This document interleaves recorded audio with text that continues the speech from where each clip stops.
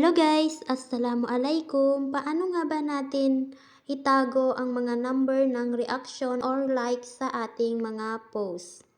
Yung kagaya nito guys, hindi natin makikita kung ilan ang nag-like or nag-react sa ating mga post. So, paano nga ba natin to gawin or kung paano nga ba natin itago yung number ng mga nag-react sa ating mga post?